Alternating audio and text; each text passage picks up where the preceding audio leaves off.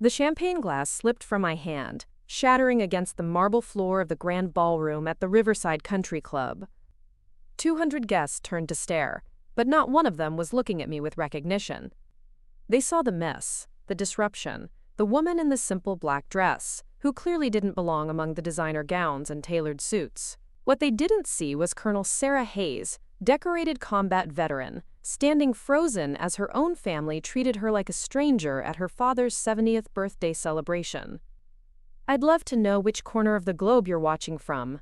And if this story speaks to you, make sure to subscribe. Tomorrow's video is one you absolutely can't miss. But in 30 minutes, everything would change.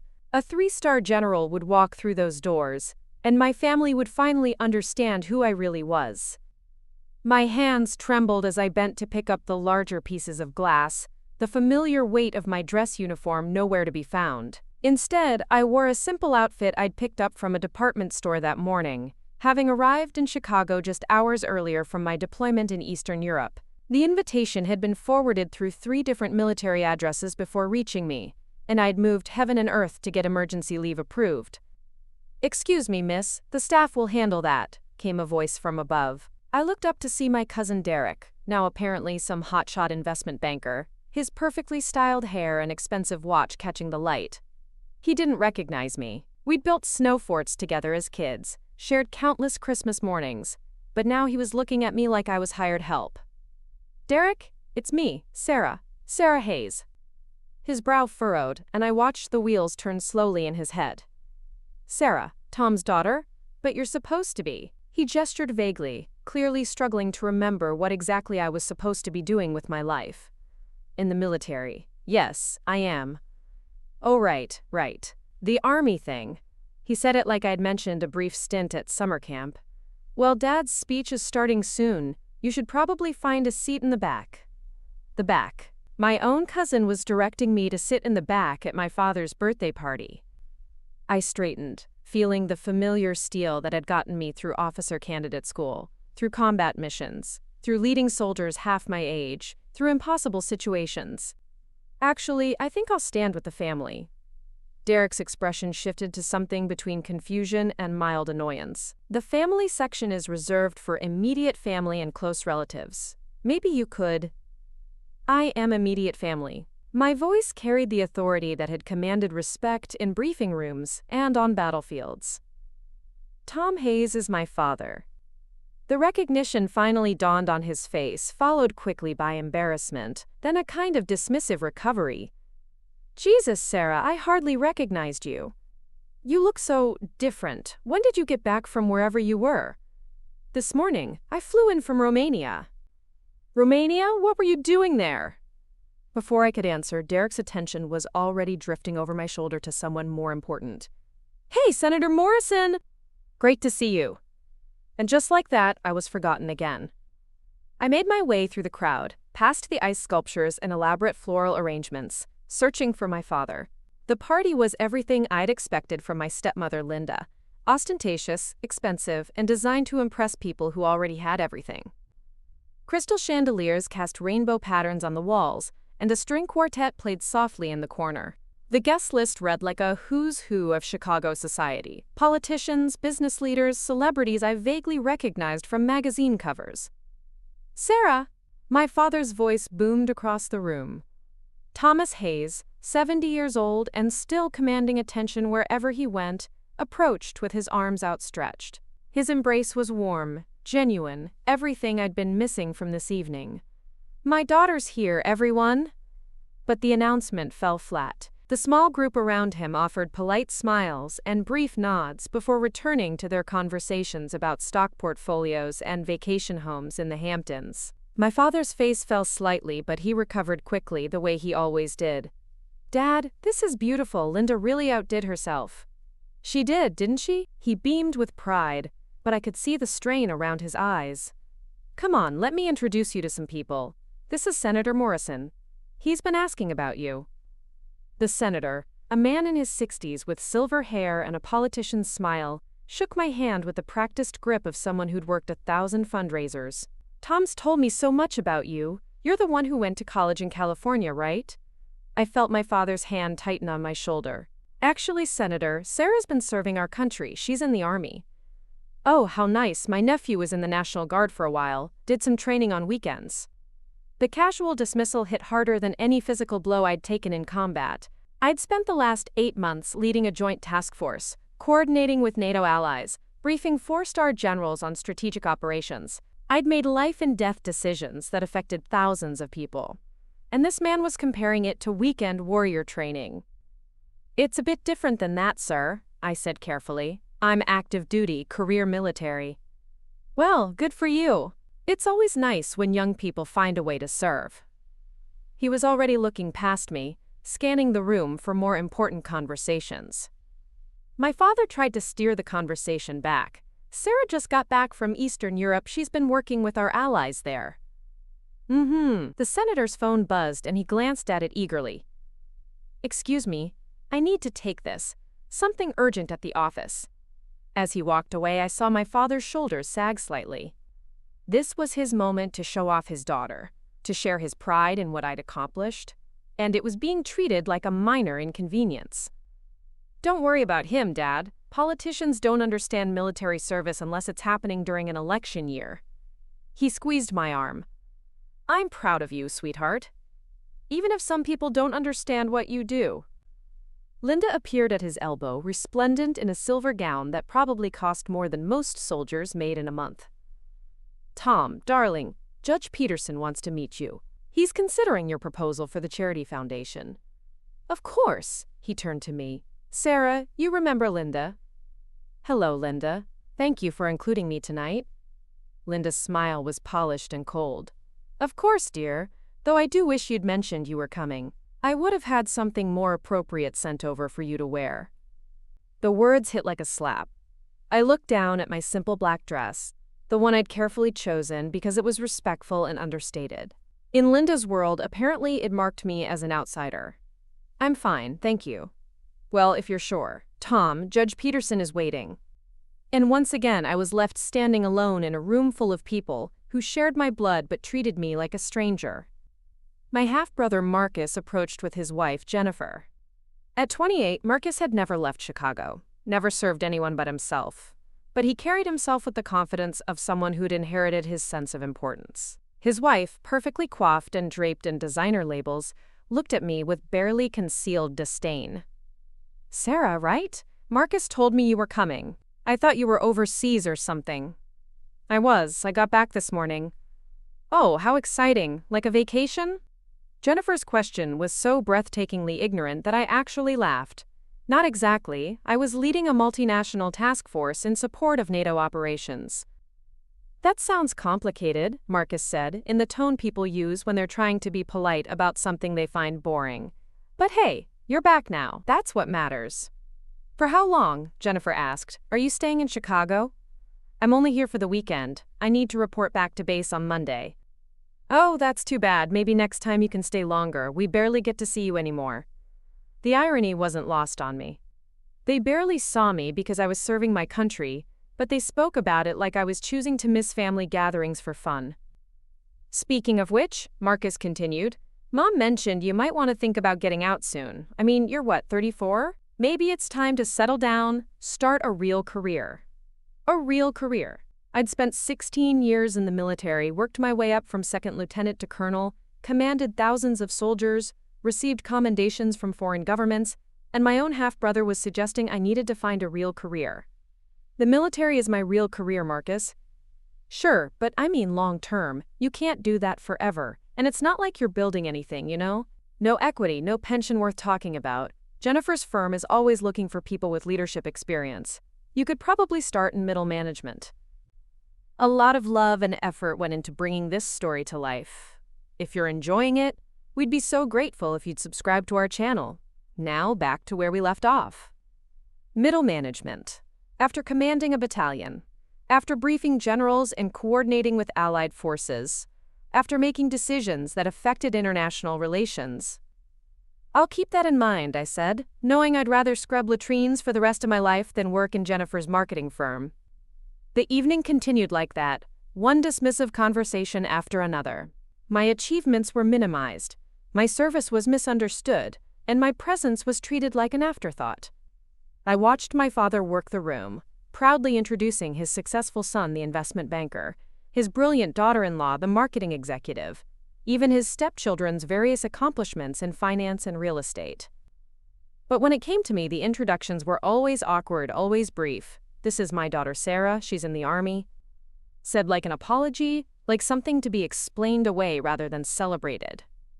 The worst part wasn't the ignorance or the dismissal. It was watching my father's face as he realized, again and again, that his guests didn't understand or appreciate what I did. Each failed introduction chipped away at his pride, and I could see him starting to wonder if maybe they were right. Maybe what I did wasn't that impressive after all. I found myself standing by the window, looking out at the Chicago skyline, when my phone buzzed with a text from my aide back in Romania. "Colonel, the ambassador sends his regards. Says the operation couldn't have succeeded without your leadership. Proud to serve under you." I smiled for the first time all evening. Somewhere across the ocean, people understood what I'd accomplished. Soldiers I'd led into danger trusted me with their lives. Allies respected my judgment. But here, in my father's house, surrounded by my family, I was nobody special. The sound of clinking glass drew my attention back to the party. My father was preparing to give a speech, and the guests were gathering around, champagne glasses in hand.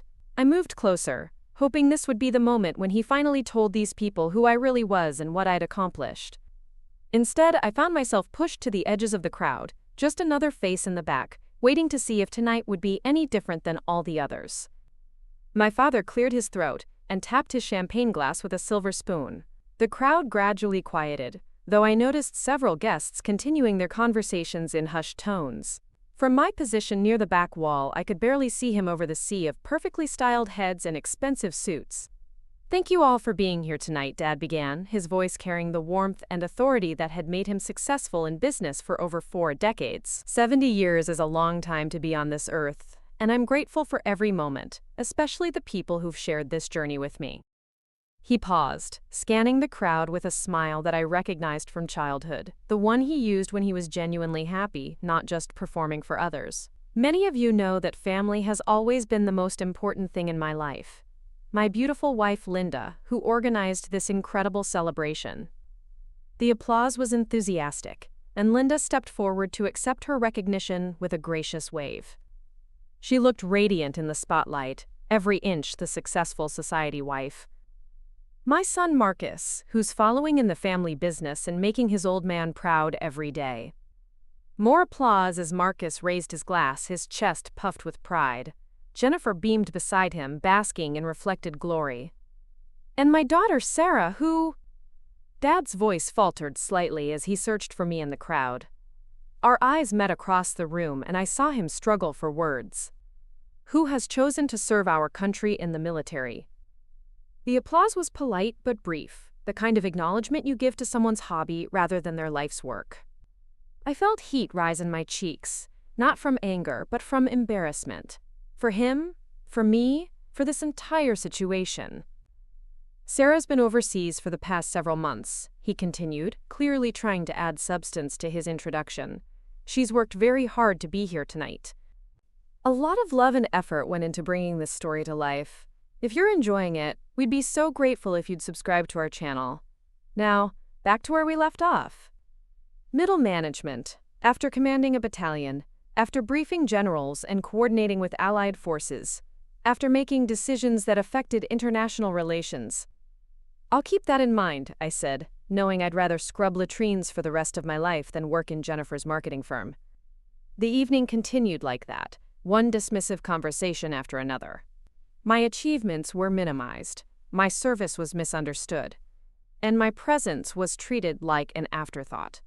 I watched my father work the room, proudly introducing his successful son, the investment banker, his brilliant daughter-in-law, the marketing executive, even his stepchildren's various accomplishments in finance and real estate.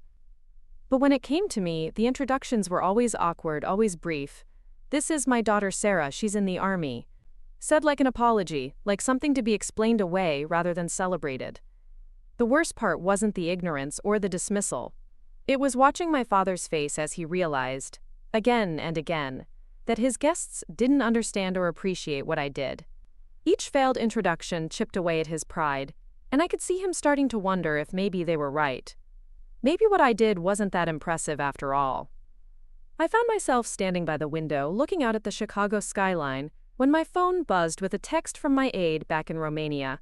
"Colonel, the ambassador sends his regards. Says the operation couldn't have succeeded without your leadership. Proud to serve under you."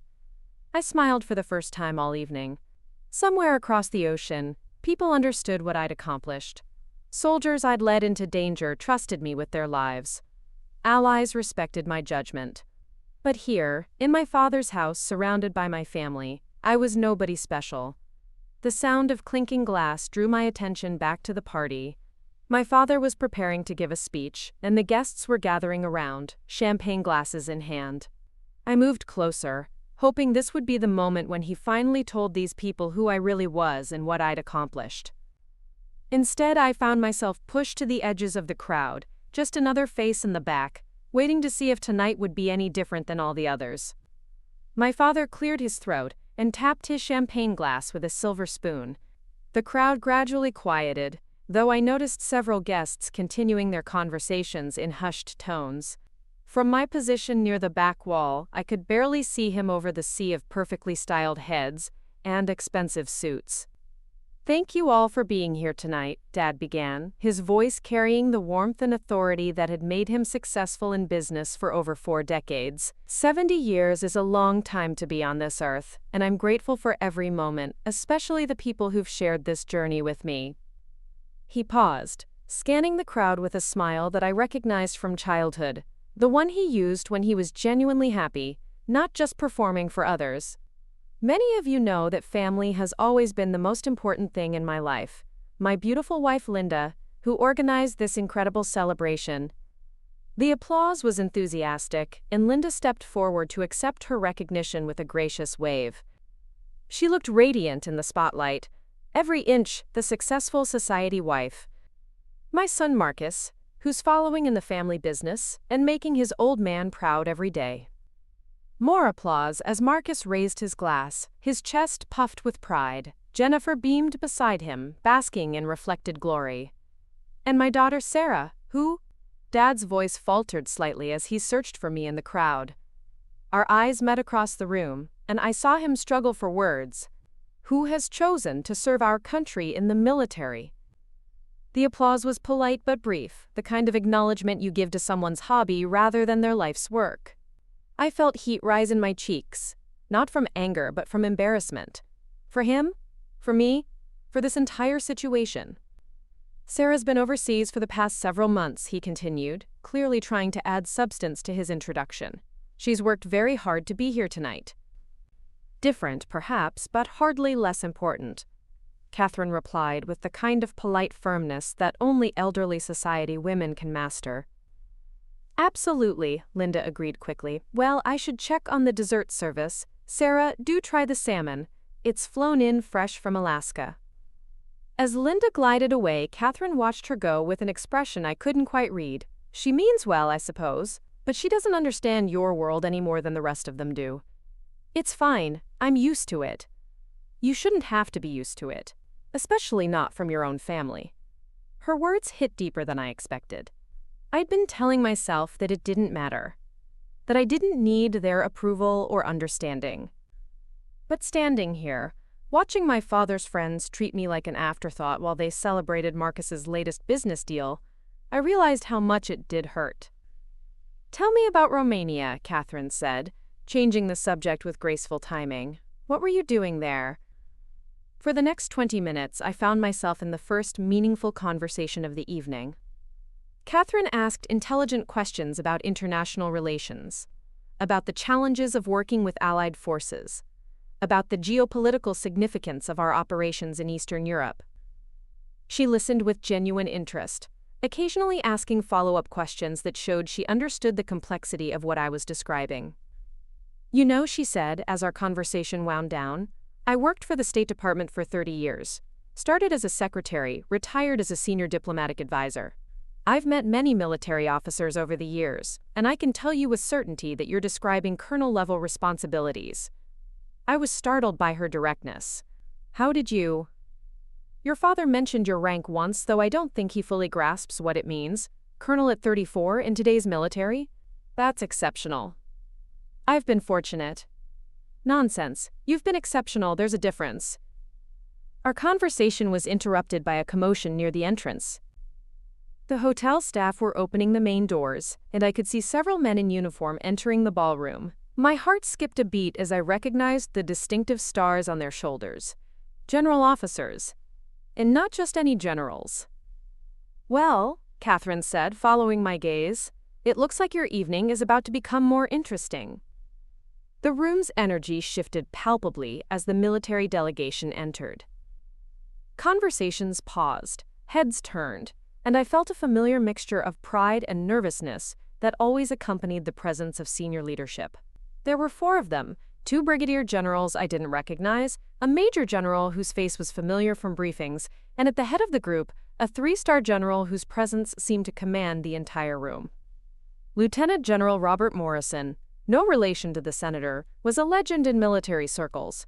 He commanded divisions in Iraq and Afghanistan, served as a strategic advisor to NATO, and currently held one of the most important positions in the Pentagon. What was he doing at my father's birthday party?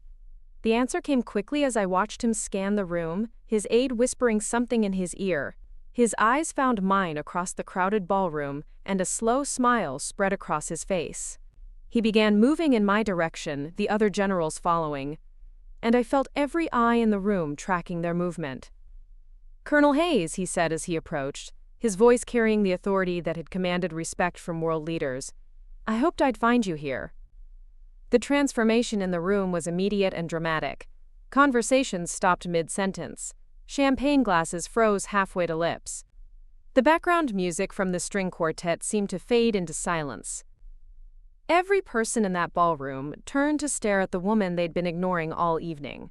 The one who was now being personally greeted by one of the most powerful generals in the United States military. General Morrison, I managed, snapping to attention instinctively. Sir, I wasn't expecting. At ease, Colonel. This is a social occasion. But his eyes were already scanning the crowd, taking in their shocked expressions with what I suspected was considerable satisfaction. Though I do have some business to discuss with you if you have a moment. I was acutely aware of the silence that had fallen over the party.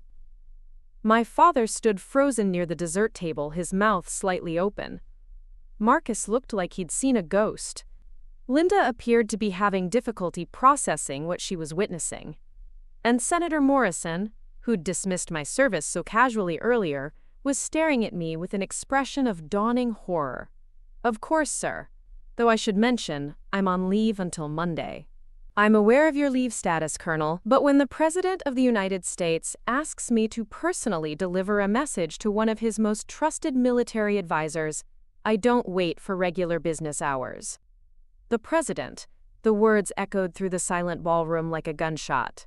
I felt the weight of 200 pairs of eyes boring into me, and I had to resist the urge to look at my family's faces.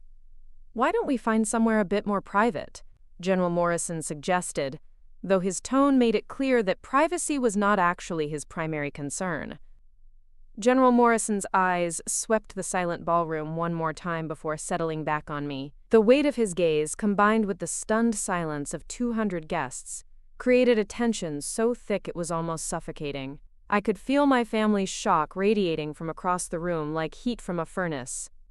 Actually, General, I said, my voice steady despite the chaos in my mind, I think we can speak here. These are my family and friends.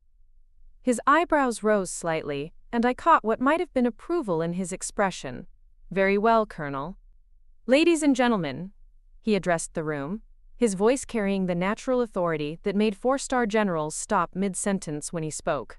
I apologize for interrupting your celebration, but I have some rather important business with Colonel Hayes. The title hung in the air like a thunderclap. I watched faces around the room transform, from confusion to shock to something approaching awe. My cousin Derek, who'd suggested I sit in the back, looked like he was struggling to breathe. Colonel Hayes, General Morrison continued, his voice now carrying to every corner of the silent ballroom, I'm here on direct orders from the President of the United States. As you know, the situation in Eastern Europe has developed rapidly since your return. I felt my stomach drop. Sir, has something happened to my task force? On the contrary, Colonel, your task force's success has exceeded all expectations. The intelligence network you established, the relationships you built with our NATO allies, the strategic framework you implemented, it's all working exactly as you designed it. He paused, letting his words sink in not just for me, but for the entire room. In fact, it's working so well that the President has decided to expand the operation. He's asked me to personally inform you that you've been selected to lead the new Combined Strategic Command for Eastern European operations.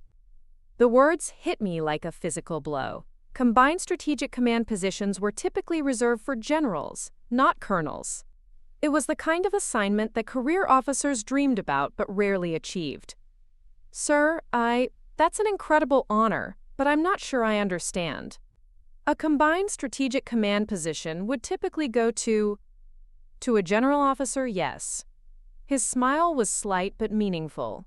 Which brings me to the second part of my message. The President has also asked me to inform you that your promotion to Brigadier General has been approved by the Senate as of this morning. Congratulations, General Hayes. The silence that followed was deafening. I felt the blood drain from my face as the magnitude of what he'd just said hit me. Brigadier General, at 34. It was almost unheard of in peacetime. Sir, I don't know what to say. You don't need to say anything, General. Your record speaks for itself. The Romanian operation, the intelligence coup in Budapest, the way you handled the diplomatic crisis in Prague. You've proven yourself capable of handling responsibilities far beyond your rank. The President simply wants to make sure your rank matches your responsibilities. I was vaguely aware of movement around the room, of people stepping closer, of my father pushing through the crowd. But my focus was entirely on General Morrison and the 3 other generals flanking him. The official ceremony will be held at the Pentagon next month, he continued. But I thought you might appreciate receiving the news in person, surrounded by your family. He turned to address the room again, and I saw a flash of something that might have been mischief in his eyes. Ladies and gentlemen, I hope you'll join me in congratulating the youngest general in the United States Army. The applause that erupted was thunderous, but it felt surreal, like it was happening to someone else. I found myself looking around the room at faces that had been dismissive or indifferent just moments before, now staring at me with expressions of shock, pride, and in some cases, what looked like fear. My father broke through the crowd first, his face streaked with tears. Sarah, sweetheart, I had no idea. Why didn't you tell me? I couldn't, Dad. It was classified until the Senate confirmation came through. He pulled me into a fierce hug, and I heard him whisper, I'm so proud of you. So incredibly proud. Over his shoulder, I saw Linda approaching, her earlier dismissiveness replaced by something that looked like panic. Behind her, Marcus stood frozen, his face pale. Jennifer was whispering frantically to someone on her phone. General Hayes, Linda said, her voice higher than usual. I had no idea. We had no idea. If we'd known... There's nothing to know, Linda. I'm the same person I was an hour ago. But even as I said it, I knew it wasn't true. Everything had changed. The way people looked at me, the way they positioned themselves in relation to me. The careful calculation I could see in their eyes as they reassessed every interaction from the evening. Senator Morrison appeared at my elbow, his face flushed with embarrassment. General Hayes, I owe you an apology. I had no idea who you were. If I'd known... You knew exactly who I was, Senator. You just didn't think it mattered. The words came out sharper than I'd intended, but I was beyond caring about diplomatic niceties. This man had dismissed my service, compared it to weekend National Guard duty, and now he was scrambling to repair the damage. Yes, you're right. I was inexcusably rude. Please, is there anything I can do to make amends? Before I could answer, General Morrison stepped forward. Senator, I believe you chair the Armed Services Subcommittee on Military Personnel? I do, yes. Then you'll be interested to know that General Hayes will be testifying before your committee next month regarding the expansion of NATO operations in Eastern Europe. I trust you'll give her testimony the attention it deserves? The threat was subtle but unmistakable. Senator Morrison nodded quickly. beads of sweat visible on his forehead. "Of course, General. Absolutely."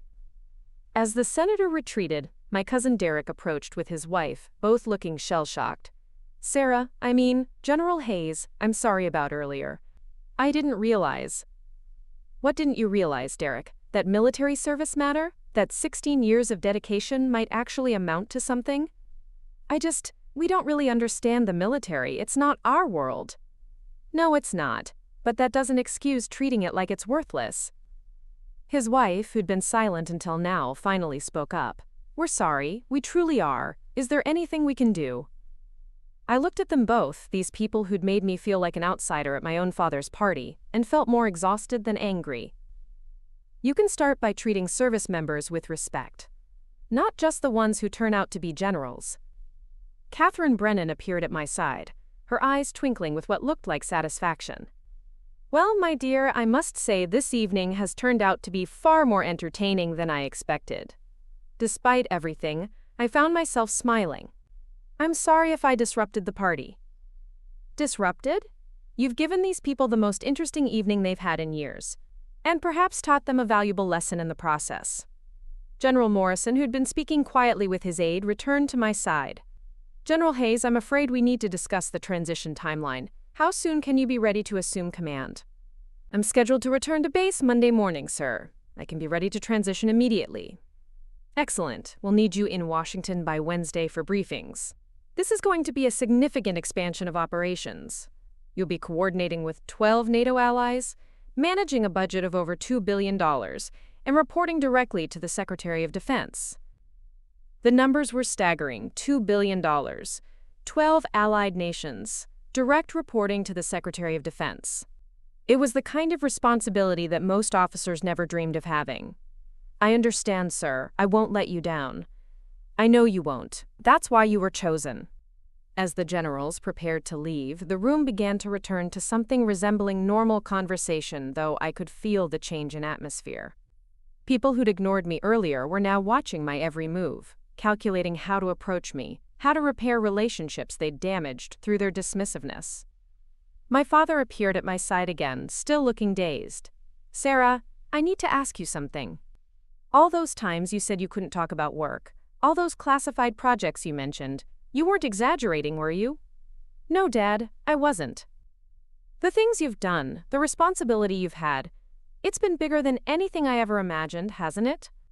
I looked at him, this man who'd raised me, who'd supported my decision to join the military even when he didn't understand it, who'd tried so hard to be proud of me tonight, even when his guests didn't appreciate what I had accomplished. "It's been an honor to serve, Dad, but you know what? Being your daughter has always been the thing I'm most proud of." His eyes filled with tears again, and he pulled me into another hug. "I'm sorry they didn't understand tonight. I'm sorry I didn't do better at explaining what you do." "You don't need to apologize for anything. You've always supported me, even when it was hard. I just wish I'd known how to tell them, how to make them understand." I looked around the room at the faces still watching us, at the people who'd dismissed me as unimportant just an hour earlier, at the family members who'd treated my service like a hobby. Sometimes people have to learn on their own, Dad. Sometimes they have to see the consequences of their assumptions. Marcus approached hesitantly, his earlier confidence completely evaporated. "Sarah, I owe you an apology. What I said earlier about finding a real career, about starting over, I was completely wrong." "Yes, you were. I don't know anything about the military. I made assumptions, and they were stupid assumptions." I studied his face, looking for sincerity behind the obvious embarrassment. "The military isn't better than what you do, Marcus. It's just different. But it deserves the same respect you'd give any other profession." "I understand that now. I really do." "Good. Because respect isn't something you give only after you find out someone's important. It's something you give because they're human beings doing their best to contribute to the world." The party continued around us, but the dynamic had fundamentally shifted. People approached me now with deference, with genuine interest, with apologies. The same achievements they'd dismissed an hour earlier were now fascinating topics of conversation. But as I watched them adjust their behavior, calculating their words, measuring their approach, I realized something important. Their opinion of me hadn't really changed. They still measured worth by external validation, by titles and recognition. The only difference was that now they understood my titles were more impressive than they'd realized.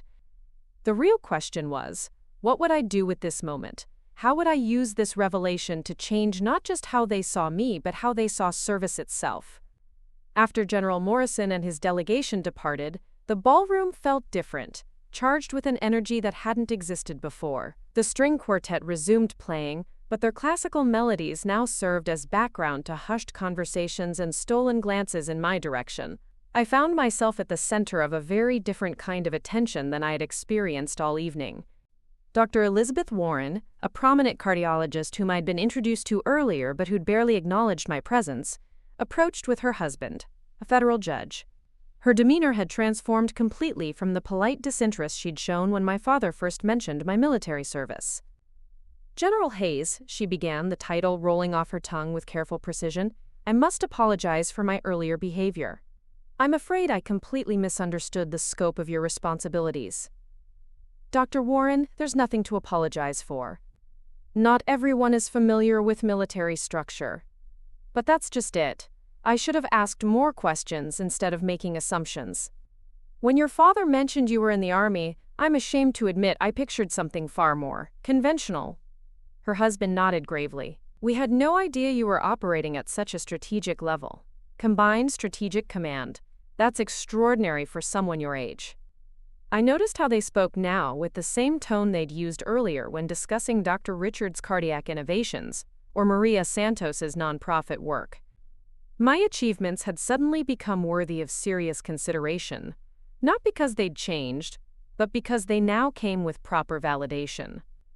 "The thing is," I said carefully, "my responsibilities were the same this morning as they are now. The only difference is that you know about them." Dr. Warren's face flushed slightly.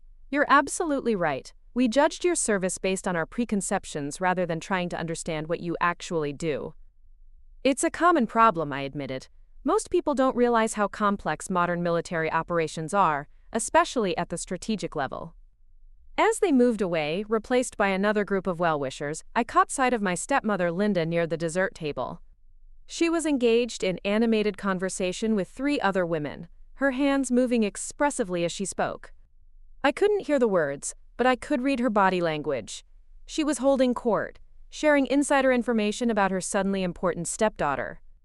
The irony wasn't lost on me. Linda, who'd suggested I needed more appropriate attire for the evening, was now leveraging my achievements for her own social capital.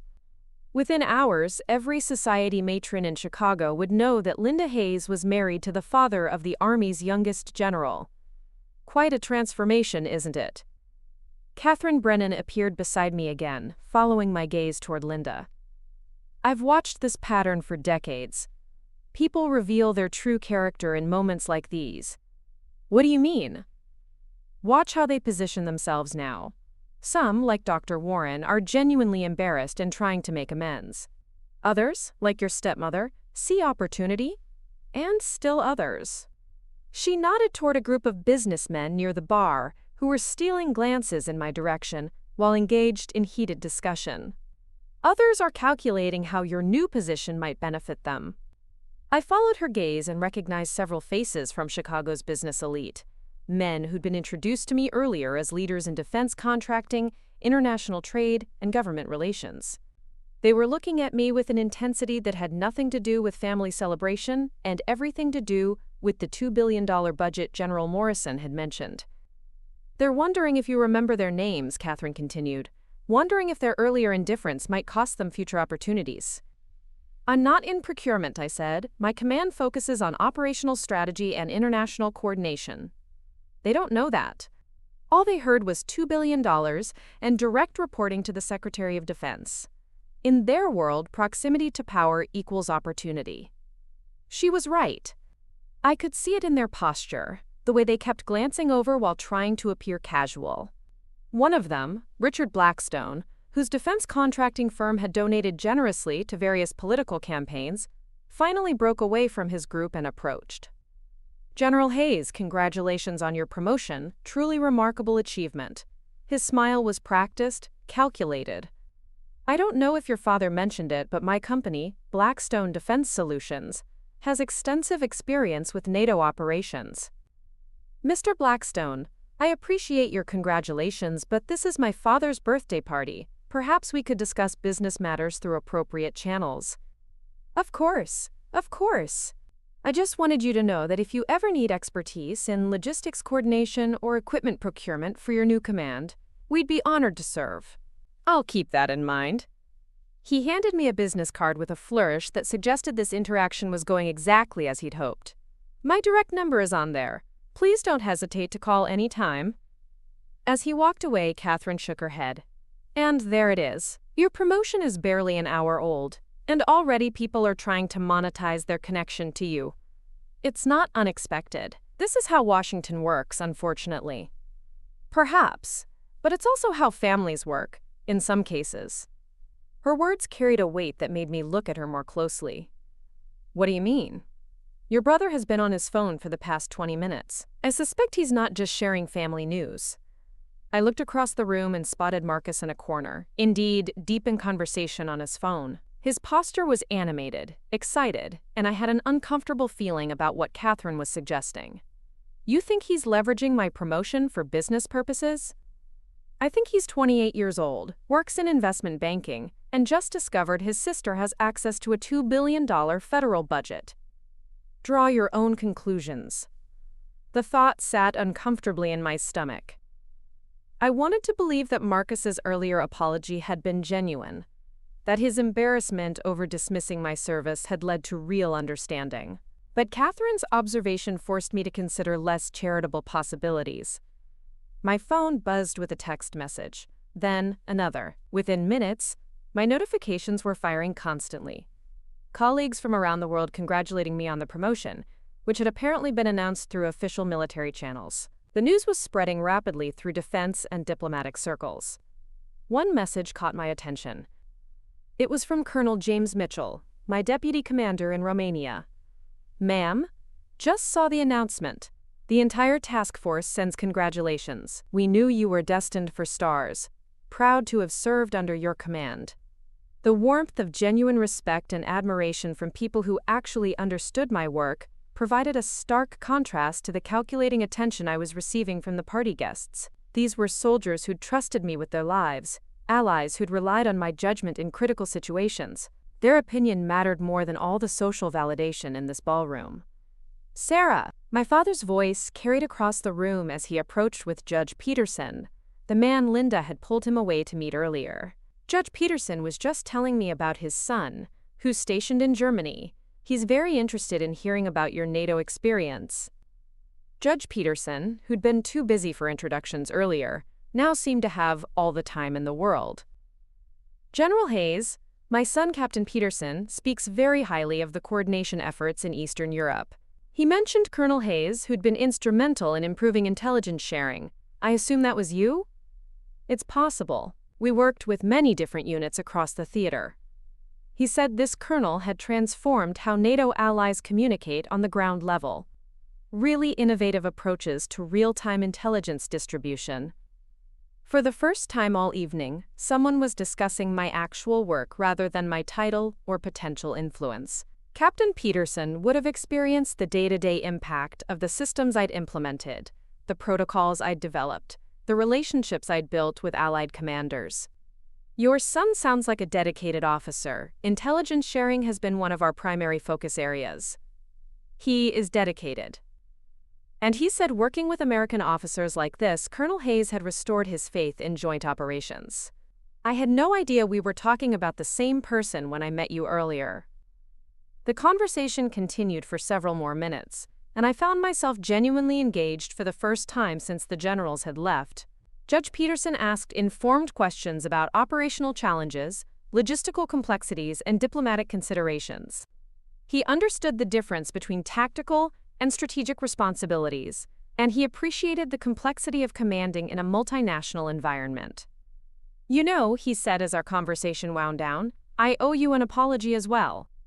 When I first heard you were in the Army, I'm afraid I made some rather ignorant assumptions about what that meant. It's understandable. Most people don't have exposure to modern military operations. Still, I should have been more curious instead of dismissive. My son has taught me that today's military requires a level of sophistication that previous generations couldn't have imagined. As Judge Peterson returned to his wife, I realized that the evening had become an unintended education for many of the guests. They were learning not just about my specific achievements, but about the broader reality of contemporary military service. Some, like Dr. Warren and Judge Peterson, seemed genuinely interested in understanding. Others remained focused on what my position could do for them. The party began winding down around 11 o'clock, with guests slowly making their departures. Each group that stopped to say goodbye brought a different energy, some offering genuine congratulations and newfound respect, others making sure to exchange contact information for future networking opportunities. Linda approached as I was saying goodbye to Catherine Brennan. "Sarah, darling, I hope you'll forgive the earlier confusion about your dress. If I'd known about your promotion..." "Linda, the dress was fine. It's still fine. My rank doesn't change my clothing size." "Of course not. I just meant, well, next time we'll make sure you have something more appropriate for the occasion. Next time you could try asking about my work instead of critiquing my wardrobe." The words came out sharper than I'd intended, but I was tired of the superficial focus on appearances and status symbols. Linda's face flushed, and I could see her struggling to formulate a response that wouldn't create a scene. "I think what Sarah means," my father interjected diplomatically, "is that we should all make more effort to understand and appreciate what she does, regardless of how she's dressed." "Of course," Linda agreed quickly. "You're absolutely right." As the last guests departed, I found myself alone with my immediate family, my father, Linda, Marcus, and Jennifer. The ballroom, which had been so full of energy and conversation just hours earlier, now felt cavernous and quiet. The staff was efficiently clearing tables and removing decorations, transforming the space back into just another hotel ballroom. "Well," my father said, settling into one of the remaining chairs, "that was certainly an eventful evening." Marcus laughed nervously. "Eventful is one way to put it."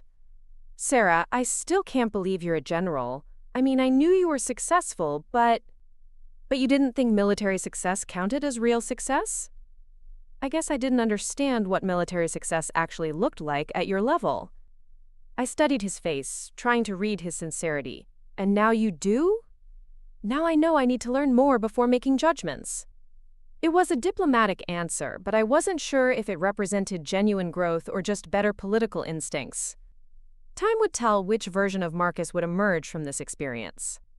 The hotel staff had finished clearing most of the tables, leaving just our small group in the vast ballroom. The intimate lighting that had seemed so elegant during the party now cast long shadows across the empty dance floor, creating an almost melancholy atmosphere.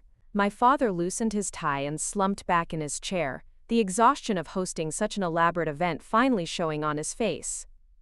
"You know what the strangest part of tonight was?" he said, looking directly at me. "Watching people's faces change the moment they understand who you really are. It was like watching them see you for the first time."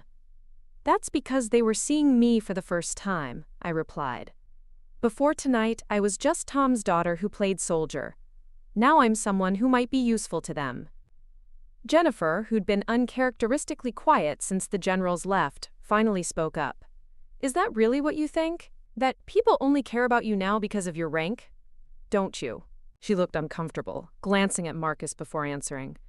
I think we never bothered to find out who you really were. We made assumptions based on what we thought we knew about the military." "Which was nothing," I said bluntly. "Which was nothing," she agreed. "But that doesn't mean our interest now is just about what you can do for us. Isn't it?" Marcus spent 20 minutes on the phone after the announcement. "Want to tell us who you were calling, Marcus?" My half-brother's face reddened, and I saw my father's expression sharpen with interest. Marcus had been caught, and we all knew it.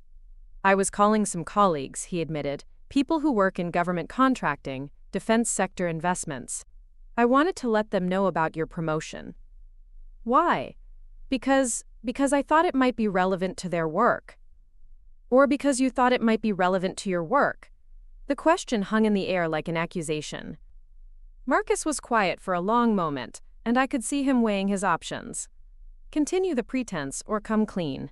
Finally, he sighed. "There are significant investment opportunities in the defense sector right now, especially with increased NATO activities. Having a family connection to someone in your position could be advantageous. Advantageous for whom? For my clients, for my firm, for me. The honesty was brutal, but not unexpected. I had seen this pattern countless times in Washington. Family members, friends, even casual acquaintances trying to leverage military connections for personal gain. So your apology earlier, your embarrassment about not understanding my service, was any of that genuine? It was genuine, Marcus said quickly. I really was embarrassed about how I treated you. But that doesn't mean I can't also recognize the professional implications. The professional implications of having a sister in the military. Of having a sister who's about to control a $2 billion operation and report directly to the Secretary of Defense. I looked at my father, who was staring at Marcus with an expression I couldn't quite read. Disappointment, maybe. Or perhaps he was finally seeing a side of his son that he'd never noticed before. Marcus, Dad said slowly, are you telling us that you see your sister's promotion primarily as a business opportunity? Not primarily, no. But I'd be lying if I said I hadn't thought about the potential connections. The potential connections, I repeated. Is that what family is to you? A network of potential connections? That's not fair, Sarah. You know I care about you as my sister. Do I? Because from where I'm sitting, it looks like you spent 16 years treating my career as irrelevant. And now that you've discovered it might benefit you, suddenly you're interested in being a supportive brother. Linda, who'd been silent through this exchange, finally interjected. Now wait just a minute. Marcus has always cared about you. We all have. Just because we didn't understand the full scope of your achievements doesn't mean we didn't care. Linda, with all due respect, you spent the evening suggesting my clothes were inappropriate and directing me away from family photos. That's not caring. That's embarrassment. I was trying to help you fit in better. I wasn't the one who didn't fit in. You all were. You were so focused on impressing people with money and social status that you couldn't see the value in someone who's dedicated her life to serving others. The words came out harder than I'd intended, but they needed to be said. This family had spent years treating my service as a phase, a distraction from real success, and now they wanted to claim credit for supporting me.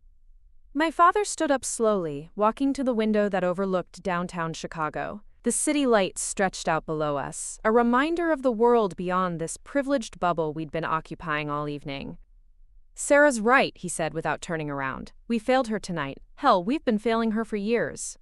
Tom, Linda started, but he held up a hand. Let me finish. I spent tonight watching people dismiss my daughter's service, and I didn't do enough to stop it. I introduced her as Tom's daughter who's in the Army, instead of Colonel Sarah Hayes, decorated combat veteran. I minimized her achievements because I was afraid people wouldn't understand them. He turned back to face us, and I could see tears in his eyes. But the truth is, I didn't understand them either. I knew you were successful, sweetheart, but I had no idea how successful. And instead of asking, instead of learning, I just accepted that your world was something I couldn't comprehend. Dad, you've always supported me. I've always loved you. That's different from supporting you. Supporting you would have meant taking the time to understand what you do, to appreciate the magnitude of your accomplishments, to be able to explain to people why your work matters. The raw honesty in his voice broke something open inside me. I'd been angry at my family's ignorance, frustrated by their dismissiveness, but I hadn't fully acknowledged how much their lack of understanding had hurt. I never needed you to understand everything, I said quietly. I just needed you to respect that it was important. But we should understand, Jennifer said unexpectedly. Sarah, you're part of this family. Your work, your achievements, your sacrifices. They should matter to us not because of their strategic importance or financial implications, but because they matter to you. I looked at her with surprise. Jennifer had always struck me as someone primarily concerned with social appearances and material success. This moment of insight was unexpected. The thing is, she continued, I spend all day in marketing, trying to convince people that products matter, that brands matter, that consumer choices matter. But I've never bothered to learn about something that actually does matter. The work my sister-in-law does to keep our country safe. It's not just about safety, I said. It's about stability, about maintaining relationships with allies, about preventing conflicts before they start. Most of what I do you'll never hear about because success in intelligence and diplomacy often means nothing happens. Nothing happens? No terrorist attacks, no diplomatic crises, no intelligence failures that lead to international incidents. The best outcomes in my field are the disasters that don't occur because we did our job well. Marcus leaned forward, and for the first time all evening, his interest seemed genuine rather than calculated. So when you say you were in Romania for 8 months, you weren't just stationed there, you were actively preventing problems? Among other things, yes. We were working to strengthen intelligence sharing between NATO allies, improving coordination protocols, and building relationships that would be crucial if a real crisis emerged. And now you're being asked to expand that work across 12 countries. Potentially. The situation in Eastern Europe is complex, and there are a lot of moving pieces that require coordination. Marcus paused, seemingly searching for words. That's actually incredibly important work. Yes, it is. And I spent the evening telling you to consider a career in middle management. Despite everything, I found myself smiling. You did. I'm an idiot. You're not an idiot. You're just someone who measures success in terms you understand. But there are other ways to measure success. Linda, who'd been listening to this exchange with growing discomfort, finally spoke up. Sarah, I owe you an apology. Not just for tonight, but for years of not appreciating what you do. I've always been proud to tell people that Tom's daughter serves in the military, but I realize now that I was treating it like a novelty rather than a profession. A dangerous novelty that I hoped you'd outgrow, my father added with painful honesty. You wanted me to outgrow military service? I wanted you to be safe. I wanted you to come home and have a normal life with a family and a white picket fence. I was terrified every time you deployed, every time you mentioned classified work that I couldn't ask about. It was easier to pretend your job was just a job, rather than acknowledge that my daughter was regularly in situations that could get her killed. The admission hung in the air between us, raw and honest. I'd never realized that my father's apparent lack of interest in my work was actually a defense mechanism against his fear for my safety. Dad, I understand that fear. But pretending my work doesn't matter doesn't make it less dangerous. It just makes me feel less supported. I know that now, and I'm sorry. The hotel manager approached our table discreetly, clearly wanting to close down the ballroom for the evening. My father nodded and began gathering his things, but our conversation wasn't finished. So where do we go from here? I asked as we prepared to leave. We learn, my father said simply. We ask questions, we listen to the answers, and we do better. We stop treating your service like a hobby, Marcus added. And I stop looking for ways to profit from my sister's achievements. We recognize that respect isn't something you earn through titles, Jennifer said. It's something you give because people deserve it. And we acknowledge that there are different ways to contribute to the world, Linda concluded. Your way has been protecting all of us, and we never properly thanked you for that. As we left the empty ballroom, I felt a shift in the family dynamics that had defined my adult life. The revelation of my promotion had forced everyone to confront their assumptions and prejudices, but more importantly, it had opened a conversation that should have happened years earlier. Walking out into the Chicago night, my father slipped his arm through mine. You know what I realized tonight? What's that?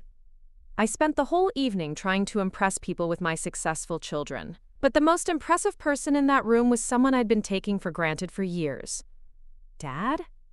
No, let me say this. You've spent 16 years serving your country with distinction, earning the respect of generals and world leaders, making decisions that affect international security. And I've been introducing you like you were playing dress-up. We reached the valet stand, where Marcus was waiting with the car keys. The night air was cool against my skin. A welcome change from the artificial atmosphere of the hotel. General Hayes, Marcus said, and there was something different in his voice now. Not calculation or networking, but genuine respect. I know I have a lot to learn about what you do, but I hope you'll give me the chance to be a better brother. We'll see, I said, but I was smiling as I said it. As we drove through the quiet streets of Chicago, I reflected on the evening's transformation. It had started with me feeling invisible and dismissed, treated as an afterthought at my own father's birthday party. But it had ended with forced honesty, uncomfortable truths, and the possibility of genuine understanding. The general's arrival hadn't just revealed my promotion, it had revealed the character of everyone in that room. Some had shown themselves to be opportunistic and calculating. Others had demonstrated genuine capacity for growth and understanding. And my family, flawed as they were, had ultimately shown willingness to confront their prejudices and do better.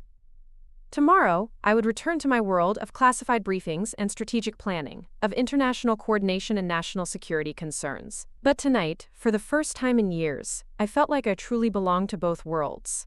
The one where I served my country, and the one where I was simply Sarah Hayes, Tom's daughter, part of a family that was finally learning to see me for who I really was. The recognition had been nice, but the understanding, that was worth everything.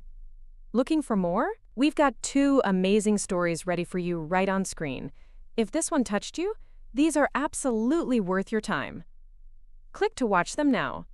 And hey, subscribe and hit that bell to never miss our latest uploads.